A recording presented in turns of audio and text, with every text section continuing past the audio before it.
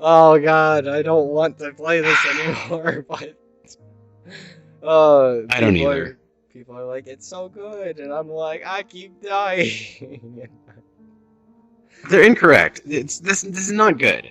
This- I mean, it's cool as shit, and it's like so much about it is ridiculously well done. But I think the takeaway here is that there are multiple very very poor design decisions that make this fucking a miserable experience. Just a few little things.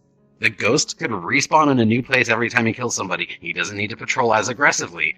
He doesn't need to move quite as fast. The hiding spots could actually be more viably hiding spots, like give you a moment to fucking get to one, but no, because he can see you from an infinite distance provided he has line of sight, and this is a pretty damn open floor space. The whole floor is.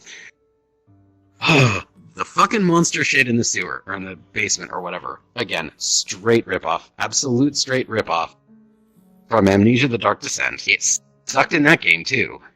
Only because in that game it was actually scary, but it was extremely doable. Here, they make you move at a snail's pace through the water, and then force you through the water, and then obviously by way of these goddamn notes, we know that they actually meant for you to die down there several times trying to get to what you were supposed to do, even though they made it very difficult just to get to the part to start over on the bit you keep dying on. Like, nothing about that isn't frustrating. That's not compelling. That's not good world building. That's not immersive. It just fucking sucks. It's difficulty for its own sake. I hate how good this could have been. They like made it bad on purpose. I swear. I'm done. Like I've had enough. Like I had the core of the experience, and apparently some really cool shit that we were never gonna actually get to see legitimately anyway. You got that right. I'm over it. Yeah, Fucking over it. This world. Great potential. I it really, was really hope good at whoever the made beginning. it remakes it. I want them to do this exact thing again, but learn your lessons. Like, this exact thing could have been so cool, and it's a beautiful map. I mean, it's gorgeous. But, no.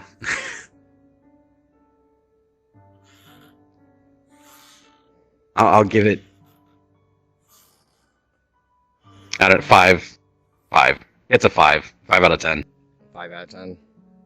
I could go with 5. Beautiful physical world design, poor implementation of every system and mechanic. Even despite a really couple of really cool ideas. And those scripted sequences are sick as shit. But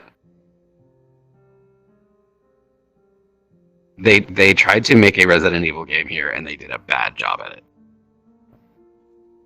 That's it. That's what it is. Well, I'm right behind you. This is the Alright, end of I'm the going to take a video. VR break to let things charge, because I've been... Yeah, I'm scrapping this. I'm not actually using it. I don't fucking care. No, I'm gonna use it, and I'm gonna. You can have mine if you want, but... No, it's cool. I want people to see how irritating this was. I feel like people are not gonna believe how ridiculous some of the stuff was here. How long we've been just running around in circles trying to find a simple tool that just happened to be on the complete opposite side of the mansion in some random box. It's so random. It needs more of a clue. It needs more clues. It needs a lot of work. Yeah. Not so many fake-out objects. Like, if there is a pick-upable object, and I mean, in VR I wouldn't normally say this. I'd say, like, have everything not be... But, like, in any game where there is basically an extensively interactive environment, where you can pick up any little thing, and, like, there's always a way to know what object will be significant and what will just be set dressing. This doesn't have that. This has a crowbar in a drawer underneath a drawer that has an umbrella in it or whatever. I don't remember what the actual thing was in the other drawer, but, like, all those cogs that, for all we know, maybe go to a puzzle somewhere. They may be useless because they also appear as physically implemented mechanisms in the world, pre-made. Maybe they're just there because they're also somewhere else. Like, who's to say any of it is actually meaningful, or that any of it's actually useful? I can't believe that I happened to get lucky and spot that fucking crowbar, and then saw boards and had to even ponder on those for a minute and go, wait a minute, just on the off chance that the pry bar was actually to be used as a pry bar. Turned out to be the right answer, but like literally anything else in this mansion could have also been the right answer.